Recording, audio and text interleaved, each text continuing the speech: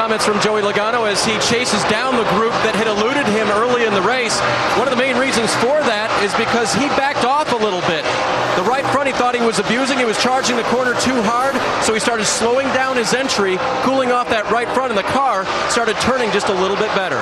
Right in front of him, Brad Keselowski as well, running fairly decent there, but his complaint right now is that he's losing grip into the corners. The car is bouncing as the 22 of Keselowski enters each corner, and that's causing him to lose a little grip as he chases down Harvick. And you saw all of them go around the 21 with Morgan Shepherd behind the wheel. That's right, it is Morgan. Can also tell you right now the 37 of Josh Wise is turning his 37 behind the wall. There is a good look at Morgan. We documented the story of how that all came about for this week. So the 21 is here. It is a Richard Childress racing machine. Morgan Shepherd behind the wheel. He is one lap down and would get the lucky dog if there was a caution. Right now we've completed lap 25 of 200, and we've got Kyle Busch in front by 2 seconds over Kevin Harvick. Watching the NASCAR Nationwide Series race tonight here at Chicagoland Speedway. Reminder, tomorrow morning, NASCAR Now gets you ready for the NASCAR Sprint Cup race here, 10 a.m. Eastern Time on ESPN2. Drag racing this weekend, the NHRA Northwest Nationals from Seattle. Qualifying tomorrow, 11 Eastern, ESPN2. The final Sunday, 11:30 Eastern, ESPN2. And next weekend, Sprint Cup Series off, Nationwide Series on to Gateway, just outside of St. Louis. Next Saturday, our coverage at 7 Eastern on ESPN2. We hope you'll be with us for that next Saturday.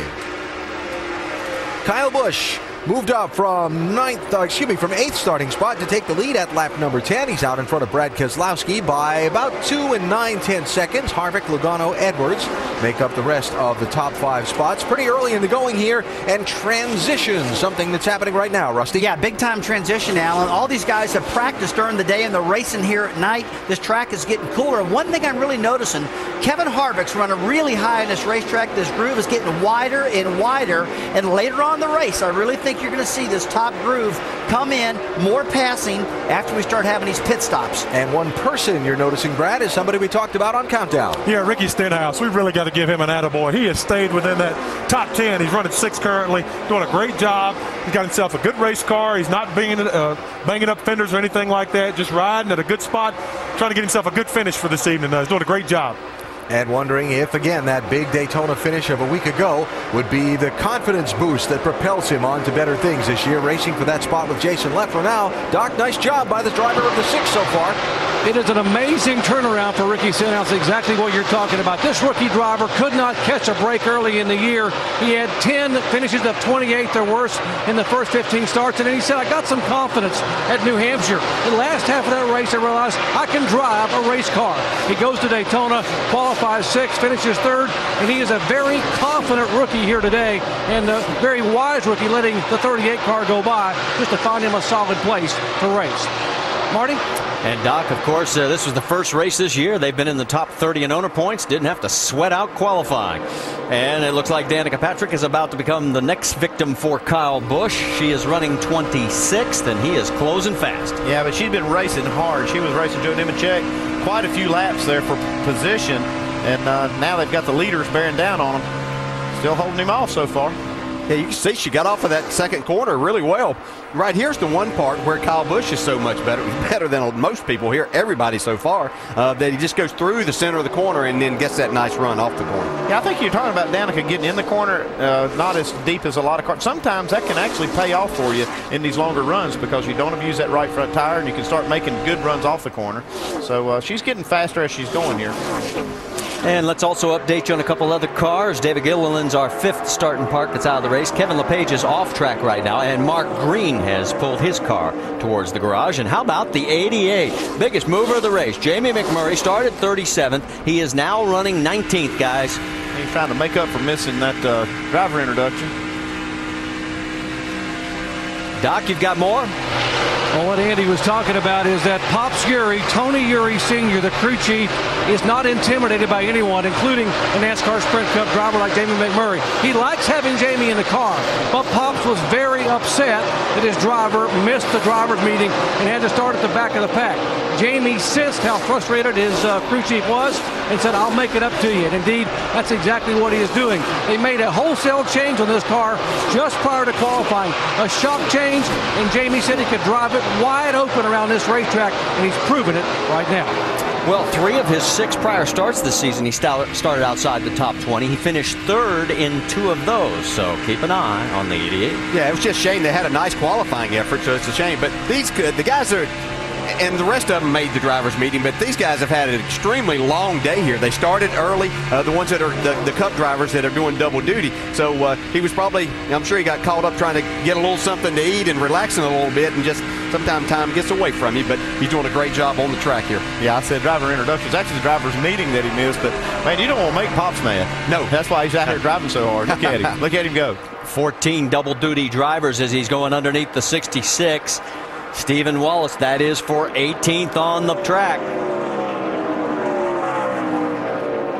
Stephen was teasing him in qualifying about the Suave sponsorship. He says, what is that, Suave? All right, pit stops are going to be coming around the corner here not too soon. Remember, window's about lap 50 to 55. There's your top 5 after 39 of 200 laps. Kyle Busch in a familiar spot up front. We told you the pit stops are just around the corner. Some of the crews getting pumped up. Others actually mentally rehearsing what they're going to be doing. Others physically rehearsing. Let's reset it for you if you're just joining us here at Chicagoland Speedway. We've had our race leader right now, Kyle Busch. We've had 2 different leaders. Brad Keselowski, our points leader, is currently 2nd. Jamie McMurray, the biggest mover, he is now up to 17th. He's picked up 20 spots. And our highest running rookie, you saw there, Ricky Stenhouse Jr. running in 7th. We have a total now of 21 cars on the lead lap. Parker Kligerman was the last to go a lap down. And let's get an update now on the 22 of Brad Keselowski, Dave Burns. Well, you know, Marty, we talk about things that drivers can do inside the car to help their race car. Sometimes it's about what you aren't doing. Listen to Brad's radio. All right, Paul, here's what I got. I found some speed by not turning the wheel. Kind of weird, but if I turn into turn 3 with any wheel input, it's just worse over the bumps. I took out a lot of wheel input and got it to go better here. I need my car not to do that. Not turning the wheel. Now, obviously, he's got to have some wheel input, but DJ, what's that like when you let the car just sort of do its own thing?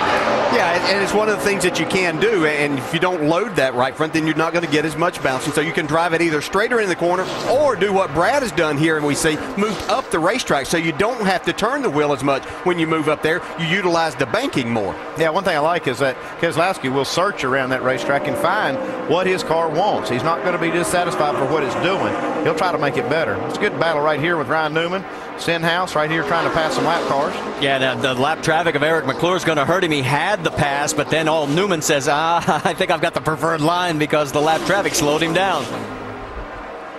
So the experience for Ryan Newman pays off as he's now looking at the 87. Now move a little bit further forward to the field, and you've got a nice battle with Joey Logano going around Kevin Harvick. I've been watching this 20 car, and I think he's just using this part of the race to kind of assess what he's got with his race car, where he's going to be running and what he wants done to it. I really believe he's going to be a factor when it comes down to the finish.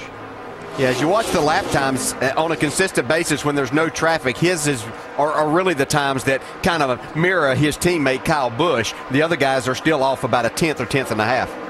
And there's the gap. As you can see, the 22 is well ahead of him, a full corner as it is, and that's some lap traffic that Keselowski's coming up.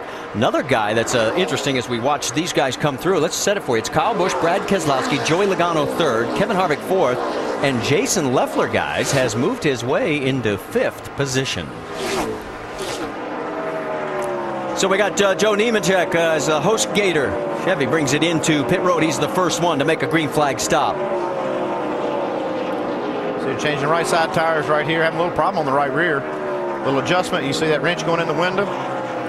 Joe's struggling a little bit out there, gone a lap down, so they're making a few adjustments. Yeah, we're probably going to see a lot of adjustments on a lot of these cars, even on green flag stops, Andy, because of the change of the track. Yeah, you can see just the way these guys are driving the track different. That's going to require some adjustments, I'm sure, also. So, it definitely is in that transition period. It's going to put him at least 2 laps down and maybe 3, depending on how quickly race leader Kyle Busch comes around. The 30, we mentioned Jason Leffler. Guys, he's the fastest race car on the track right now. Finished 4th in this event last year. Vince? And, you know, there's been